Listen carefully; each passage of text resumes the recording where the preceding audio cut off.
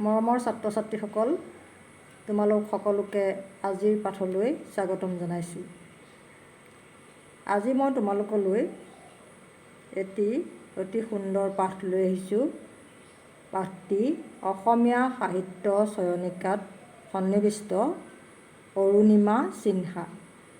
পাঠটিৰ লেখিকা জয়শ্ৰী গোস্বামী মহন্ত। আমি পাঠটি পঢ়াৰ আগত লেখিকাৰ লগত পৰিচয় হৈ লওঁ আহা। ডক্টৰ জয়শ্ৰী গোস্বামী মহন্ত অসমৰ এগৰাকী বিশিষ্ট সাহিত্যিক, শিক্ষাবিদ তথা ভূতপূৰ্ব সাংসদ। তেওঁ একাধাৰে বিশিষ্ট সাহিত্যিক, শিক্ষাবিদ আৰু ভূতপূৰ্ব সাংসদ। গল্প, কবিতা, উপন্যাস, শিশু সাহিত্য ৰচনা কৰাৰ উপৰিও তেওঁ সমসাময়িক, আৰ্থ-সামাজিক আৰু ৰাজনৈতিক দিশৰ মননশীল প্ৰবন্ধও ৰচনা কৰিছিল। বিশ্ব সাহিত্যৰ বহু উল্লেখনীয় গ্ৰন্থৰ অনুবাদেৰে তেওঁ অসমীয়া অনুবাদ সাহিত্যলৈও বৰঙণি আগবঢ়াইছে। কটন কলেজৰ প্ৰাণীবিজ্ঞান বিভাগৰ তথা গুৱাহাটী বিশ্ববিদ্যালয়ৰ একে বিভাগৰে অধ্যাপক হিচাপে কাৰ্যনিৰ্বাহ কৰি অৱসৰ গ্ৰহণ কৰা ডক্টৰ মহন্তৰ বিজ্ঞান বিষয়ক বহুতো গৱেষণামূলক প্ৰবন্ধ দেশ-বিদেশৰ আগশাৰীৰ আলোচনীত প্ৰকাশ পাইছে। ডক্টৰ জয়শ্ৰী মহন্তই 1999 চনৰ পৰা 2002 চনলৈকে ৰাজ্যসভাৰ সাংসদ আছিল।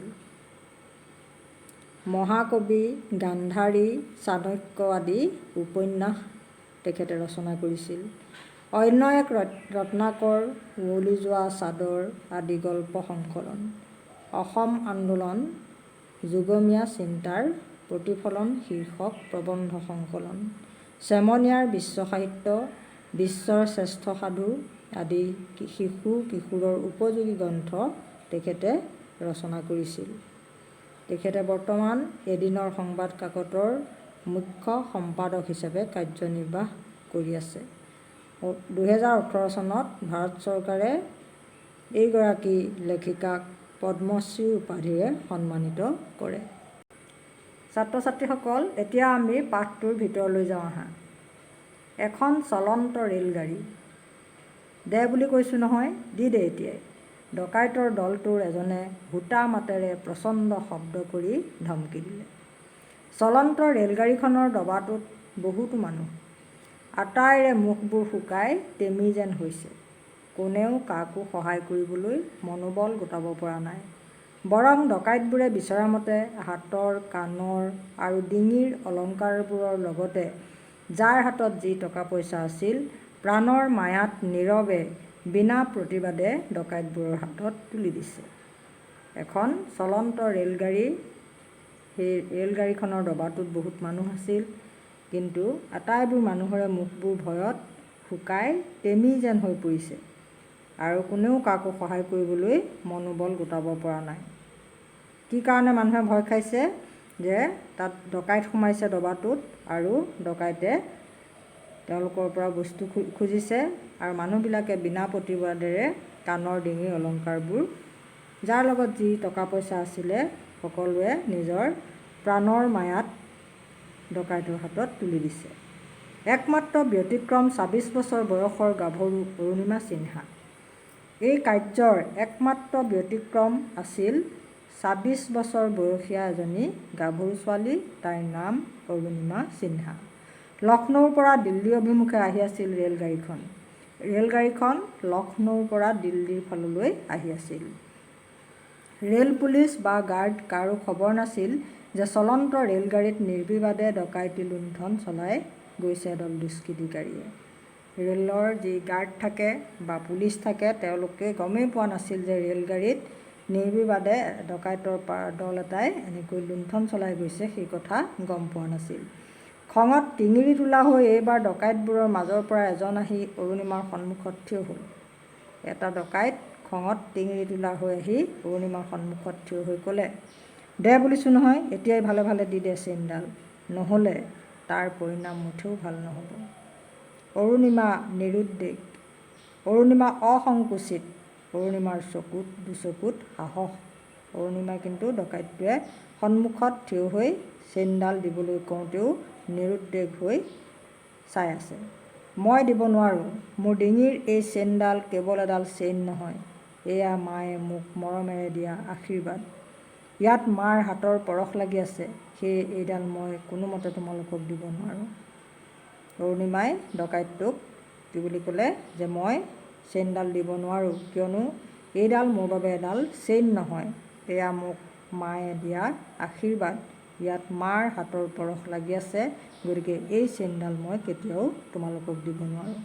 অৰুণিমা সিনহা ভাল ভলীবল খেলুৱৈ। এতিয়া অৰুণিমা সিনহানো কোন?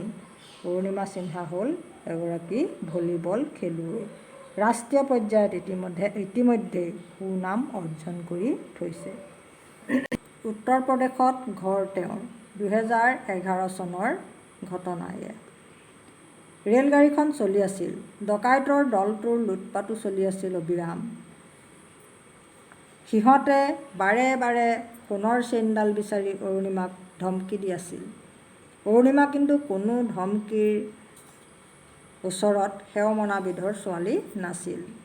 ৰেলগাড়ীখনৰ একেটা ডবাত থকা আন বহুতে চকুৰে অৰুণিমাক চেইনডাল দি দিবলৈ ইংগিত দিছিল যদিও তেওঁ অন্যায়ৰ ওচৰত শিৰ নত কৰিবলৈ বিচৰা নাছিল।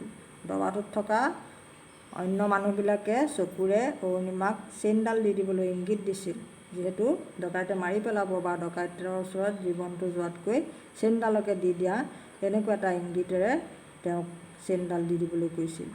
বাৰে বাৰে তেওঁ একেষাৰ কথাকে কৈ আছিল, এয়া মোৰ মায়ে দিয়া আশীৰ্বাদ, এয়া কেৱল এডাল চেইন নহয়। এতিয়া তোমালোকক সুধিব পাৰে, এয়া মোৰ মায়ে দিয়া আশীৰ্বাদ, এয়া কেৱল এডাল চেইন নহয়, কথাষাৰ কোনে কাক কৈছিল? নিদিয় তেন্তে। আমাৰ অবাধ্য হোৱাৰ পৰিণাম কি জাননে নাজান তই? কোনোবা এজনে গৰ্জি উঠি ক'লে।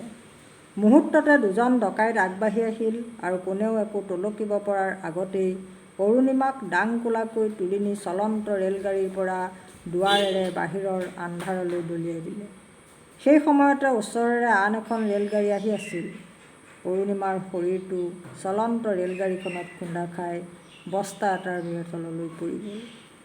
অৰুণিমাই প্ৰাণপণে চিঞৰিলে যদিও ৰেলৰ ইঞ্জিন আৰু চকাৰ শব্দত তেওঁৰ মাতবোল তল পৰি গ'ল। প্ৰায় 7 ঘণ্টা সময় তেওঁ ৰেল আলিৰ কাষত পৰি ৰ'ল আৰু সেই সময়ত কাষেদি 39খন ৰেলগাড়ী পাৰ হৈ গ'ল। নিশাৰ আন্ধাৰত কোনেও অৰুণিমাক নেদেখিলে বা কোনোবাই দেখিলেও ভয়তে আগবাঢ়ি নাহিল। ৰাতিপুৱালত সকলোৱে দেখিলে লক্ষ্ণৌ দিল্লীগামী ৰেলপথৰ কাষত গুৰুতৰভাৱে আহত অৱস্থাত এজনী ছোৱালী পৰি আছে।